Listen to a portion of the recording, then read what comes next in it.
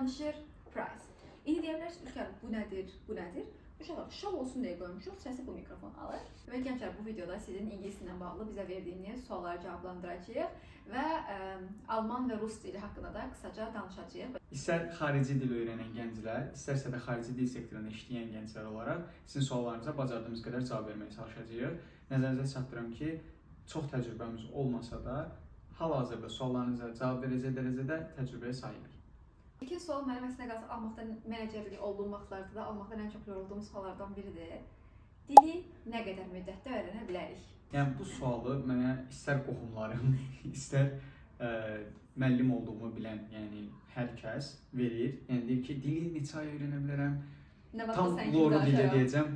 Burat, neçə günə öyrənmək olar, neçə həftəyə öyrənmək olar, nə qədər müddətdə tez danışa bilərik, bəs siz necə öyrənmisiniz və s. Qısaca belə deyə bilərəm ki, dilin konkret bir vaxtı, bir saatı yoxdur sizin üçün ki, bu qədər müddət oturub öyrənsəz biləcəksiniz və yaxud da yox. Və yaxud da hər hansısa bir qətiyyən anti-reklam eləmək kimi bir niyyətim yoxdur. Sadəcə olaraq sizə deyiləndə ki, 2 aya bu dili öyrənirsən, 2 aya bu level çatırsan, bu sadəcə olaraq bir söz oyunudur. Çünki hər kəsin götürümü eyni deyil. Nə ülkənin götürümü, nə də mənim götürümüm. Sizin gec götürən bir tələbəyəmsə, mən ülkədə əlbəttə gec öyrənəcəm. Yəni bunu mən gərək onda oturum 8 saat hazırlaşım. Okey, deməli bunda 2 ay öyrənmişəm deyə bir şey yoxdur. Mən gündə 8 saat çalışmışam deyə bir şey var. Toxunmaq istədiyim bir kiçik mövzu var ki, bu əsasən sertifikatlarla bağlıdır. Yəni aldığınız sertifikat IELTS, TOEFL, SAT, Duolingo deyilsə, şirkətlərin kursları səviyyədə sertifikat bir əhəmiyyət daşımır. Yəni sənin məsələn də deyək ki, imtahanına girdin oranın və həqiqətən B1 ya da B2 sənə sertifikat verdilər. Sən hər hansı bir işə getdiyində, hər hansı ümumiyyətlə xarici təhsil üçün bu keçərli bir şey deyil. Deyək ki, hər hansı bir şirkətə falan işləməyə getdiyində sənə intervyuda sual gələcək. Xarici dil biliyiniz nə yerdədir? Sən deyirsən ki, ingilisində danışa bilirəm. Deməyəcəklər sizə kurs sertifikatınızı açın, görək siz hansı kursdan hansı sertifikat almısınız. Yəni burada sizə lazımdır danışmaq bacarığı. Əgər siz onsuz da ingiliscə danışa bilirsinizsə, bəlkə heç kursa gedib öyrənməmişəm mən. Bu nə deməkdir? Yəni bu deməkdir ki, o şirkət məni işə götürməyəcək ki, mən kursda öyrənməmişəm ingilis dilini. Ümumiyyətlə ülkənin dediyi isə nədir? Yəni məsələn kurslar verirlər sertifikat ki, bu sertifikatı nə dərəcədə doğru görmək olar? Dil səviyyənizi təsdiqləyən sertifikat kimi görmək olar. Amma tanınırlığı şübhə altındadır. Nəyə görə? Çünki mən məsəl üçün bir kursamsa və bu kurs olaraq tələbəmə əlbəttə ki, müəyyən bir dil proqramı var. Proqramı bitirəm, öyrədirəm, A1 proqramını bitirmişəm və tələbəm bunları belə deyim, cavablayırsa, mən ona sertifikat verə bilərəm ki, hə, sən A1 level tamamlamısan. Amma bu sertifikat %100 olaraq dəstəkləyirmi ki, professional dərəcədə bilirsən ya yox? Xeyr. Çünki müxtəlif beynəlxalq sertifikatlar var. Bu sertifikatdan bir çoxu həm ülkənin qeyd edildiyi, həm də bəzi qeyd edilmədiyi sertifikatlar var ki, o sertifikatlar artıq müəyyən beynəlxalq standartları cavabladığına görə, sertifikasiya standartlarını cavabladığına görə avtomatik olaraq ondan saymaq olar. Amma yoxsa ki, məsələn, hər hansı biz də Price Akademi olaraq tələbələrimizə verə bilərik.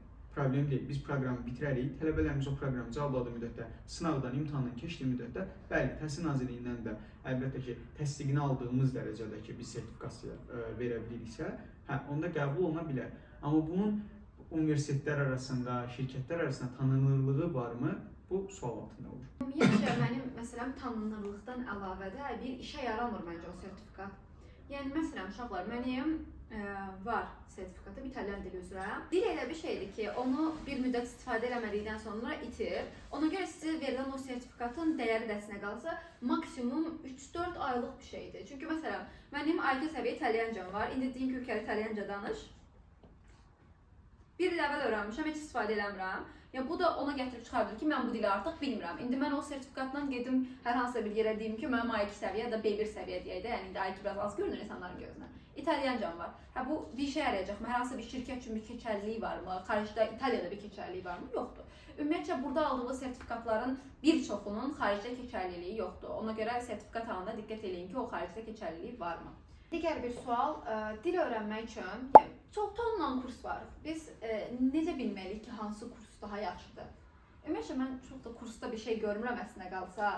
Yəni, məncə tələbə özü öyrənmək istəyirsə öyrənir, yəni. Öz içində olmalıdır məncə bir yerdə. Biz bizim bir digər podkastlarımızdan birini izləyəcəyiz ki, xarici təhsil, şirkətlər və s. Bu kurslar üçün eyni şəkildədir. Necə? Əgər bir gənc bir kursa gedirsə, orada faiz bölgüsünü izah etsək, bu gənc 18 yaşından yuxarıdırsa 2 hissəyə bölünür. 30% getdiyi kursda müəllimin öhdəliyidir, 70% isə şagirdin və ya tələbənin öz öhdəliyidir. Nəyə görə? Çünki həmin tələbə gərək bu bacarıqlara sahib olmalıdır ki, və məsuliyyət olmalıdır ki, daha sonra ona verilən tələbləri ödəyə bilsin. Yoxsa burada müəllimim yaxşı deyildi, digər şeylər, bu dediyim kimi 30%lik bir bölgünü əhatə edir. Hansı 30% ki, müəllimin metodikasıdır, texnikasıdır və digər problemlərdir ki, məsələn, tələbə istiqamət istəyir, öyrənmək istəyir, amma bilmir.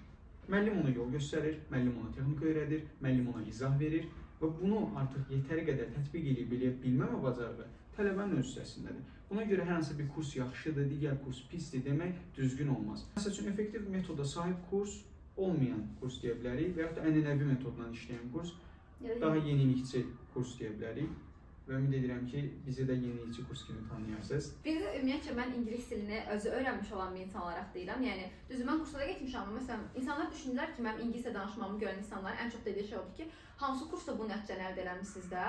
Amma əslində qalsa mən o kursa gedəndə də mən danışa bilirdim. Amma yəni müəllimin haqqını yemərəm, hər yerdə deyirəm. Seyid Pərvə müəllim oldu mənim müəllimim və danışığı inkişaf etdirməkdə qadının metodu həqiqətən çox yaxşı idi. Və amma bu eyni zamanda tələbənin özündən də asılıdır. Məsələn, müəllim ha mənə orada başımı içinə açıb orada dərs soxmağa çalışsın da ki, mən ki evə gəlib onun verdiyi tapşırıqları işləmirəm, günün 6-7 saatı bu dilə məruz qalmağa çalışmıram, onda mən bu dili öyrənməyim deyə bir şey mümkün deyil. Yəni də müəllimlərdən bir yerdə də hokus-pokus gözləyə bilmərik. Bir çox tələbədə mən bunu görürəm. Məsələn, ən çox bu mən nə qədər müddətə ingilis dili öyrənə bilərəm sualı bu hokus-pokusdan gəlir. Onlar düşünürlər ki, müəllim yanına gələndə bir hokus-pokus olacaq və 2 ayın içərisində müəllim ona beyninə bir hər tür qrammatik, söz bazası, hər şeyi yükləyəcək və birdən-birə olacaq bunlar British. Başlayacaqlar ki, adım adı o da. Yəni bu bir şey deyil. Ona görə yəni kursla yanaşı insan gərək özündə də məsuliyyət hiss eləsin ki, dili öyrənmək fərdi bir şeydir. Yəni orada həm müəllim individual yanaşmalıdır, həm də tələbə özünə individual yanaşmalıdır ki, bu dili öyrənə bilsin. Bu müəllim və dəstək məsələsinə gələndə bir nümunəni də özümdən verim ki, mən də dili eyni şəkildə ülkə kimi səhvlərini öyrənmişəm, heç bir kursa getməmişəm, həqiqətən kursa belə deyim yazılmadan sırf özümü öyrənmişəm. Amma bu öyrəndiyim zamanda müəllimim olub, orta məktəbdəki müəllimim, abituriyent hazırlıq müəllimim olmasaydı düşünürəm ki, nə mən hal-hazırda bir təsisçi olardım, nə mən xaricə təhsillə maraqlanardım və ya universitetdə nə qədər layihələrə qoşula bilərdim. Çünki müəllimimin mənə verdiyi mentorluq, mənə verdiyi istiqamətlər, həmçinin mənə verdiyi dəstək sayəsində mən hazırda öz istiqamətimdə davam etdirə bilirəm. Buna görə də müəllim və mentor dəstəyi məncə çox əhəmiyyətli bir rol daşıyır həyatımızda. Gəlmək istəyirəm kursda olan, bizim kursumuzda olan digər dillərə uşaqlar, mən kursun müəllimi deyiləm. Bu konuda bir razılar. IELTS alandan sonra söz verirəm, ingilis dili müəllimi olaraq başlayacağam. Bilirəm, mənim eşsiz metodikalarımla dərs görmək istəyirsiniz. Amma hələ ki elə fikrimiz yoxdur. Alman və rus dili.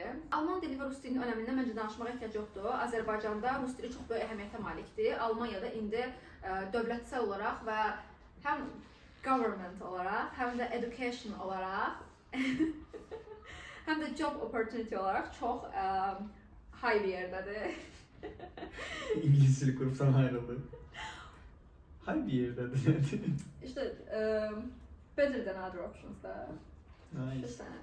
Ən çox aldığım suallar da mənim Alman və rus dili öyrənməklə bağlıdır. Əslində qalsa dil öyrənmək bir yerdə eyni şeydir. Yəni ingilis olduğu, Alman olduğu, rus olduğu üçün fərqi yoxdur. Amma bizim kursumuzda Alman və rus dili də var. Alman dili bildiyiniz kimi onsuz da universitetləri ilə, həm ölkə ilə çox məşhur bir hal-hazırda belə deyək status daşıyır. Çünki həm orada gənclərin yaşam belə deyim xərclərinin qarşılanmağı dövlət tərəfindən, həmçinin Almaniya universitetlərinin prestijindən, yəni söz ola bilməz.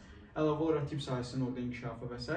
Yəni bu tələbələri cəlb edən bir şeydir. Buna görə də kursun əsas digər məqsədlərindən biri Alman dilini açmaqdan məqsədi buydu ki, Azərbaycan gənclərinin ora axını və bu yolda da bizim onlara olan dəstəyimiz olsun. Rus dili isə çox bəsit, biz postsovet ölkəsiyik və bundan da əlavə olaraq hal-hazırda şirkətlərimizdə bu təsir görünür. Mən özüm də yəni bir şirkətdə işlədiyim vaxtdan bilirəm ki, rus dili çox əhəmiyyət daşıyır. Yəni orada rus dilli işçilər, rus dilli əməkdaşlıqlar, yəni mənim ən böyük zəifliyim o idi ki, iş yerində rus dili bilməməyim idi. İngilis dili bilməyim güclüyü yaradırdı. Beynəlxalq şirkətlərlə danışa bilirdik, amma bir çoxu hətta Çin şirkətləri belə rus dilli menecerlərlə bizlə əlaqə saxladıqlarına görə, məsəl üçün mən burada özümdə bir işçi kimi olaraq boşluğumu görürdüm və burada yetərsizlik olur. Amma rus dilini bilmək həm Rusiyada oxumaq ki, Rusiyanın da kifayət qədər uğurlu universitetləri var. Bunu öz qohumlarından bilirəm ki, onlar Rusiyada təhsil aldılar, Ukraynada təhsil aldılar. Yəni orada da rus dilli təhsillər alırlar bu arada. Yəni və bu onlarda kifayət qədər də belə deyək, ön plana çıxardacaq bir bacarıqdır. Bir də mənim ən sevdiyim miflərdən biri də Alman dili və Rus dili haqqında. Alman dili haqqında ixtin bixtin Rus dili haqqında da qaqavul uşaq vaxtı öyrənəsiydi, nə qutardı. Uşaq yaşlarında dil qavrama daha yüksək olur da, indi böyüyə nisbətən. Uşaqlar bizdən daha rahat dil öyrənirlər. Amma bu o demək deyil ki, sən böyüdükdən sonra dil öyrənə bilməzsən. Onda belə qalır ki, biz ingilis dili öyrənə bilməzdik. Düzdür, ingilis dili biraz indi sadə dil olaraq götürülür, dil qrupu olaraq da. Amma sonradan Çin dili öyrənən, Yapon dili öyrənən insanlar var ki, biz bunu dana bilməliyik. Onlara heç kim uşaq vaxtı Pokemon'a baxıb, yəni Pokemon'un Japoncasına baxıb böyüməyib də. Pokemon Japon deyildi bu arada deyəsən. Yaponiyanın. Elə bir Koreyalılarında. Nəysə də, yəni biz Çin dilini, Yapon dilini universitetdə öyrənən tələbələr ya da sonradan kursa gedib öyrənən tələbələr ki, Çin, Yaponiya, Koreya kimi bilirsiniz də ölkələr indi xarici təhsil üçün çox populyardılar. Onlara sonradan öyrənə bilən insanlar var ki, Rus dilini öyrənə bilməzsən kimi bir mifin dolaşmağı Azərbaycanda mənə çox gülünc gəlir. Əlbəttə ki, Rus dilini sonradan öyrənə bilərsiniz. Öyrənmək istəyirsinizsə də kursumuza gələ bilərsiniz. Endirim edirsən uşaqlara bu videodan gələnlərə. Eləyim. Alsa endirim də qapdım, nə istəyirsiniz də? Kərim videosundan gələn tələbələrimizə əlbəttə ki, endirimimiz olacaq. Baxmayaraq ki, bizim marketoloqumuzdur, öz səhifəsindəki kifayət qədər gənci bilikləndirdiyi üçün bizim də bir kurs olaraq da əlavə olaraq ölkənin öz kasıblığında dəstəmiz olmalıdır.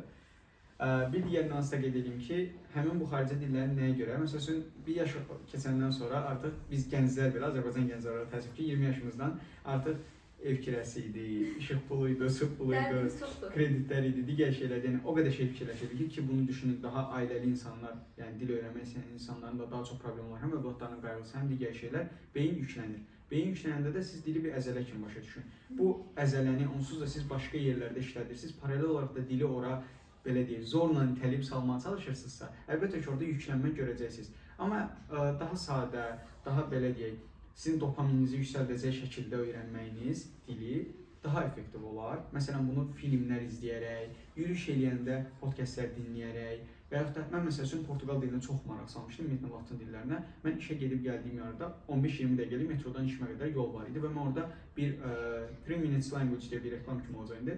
Podcast var, Spotify'da dinləyirdim. Portuqal dili öyrəndim ondan. Kifayət qədər də ifadə öyrənmişdim əslində. Sadəcə olaraq təkrar etmədim, unutdum məsələn. Yəni bu tip şeylərdə də onu görə bilərik.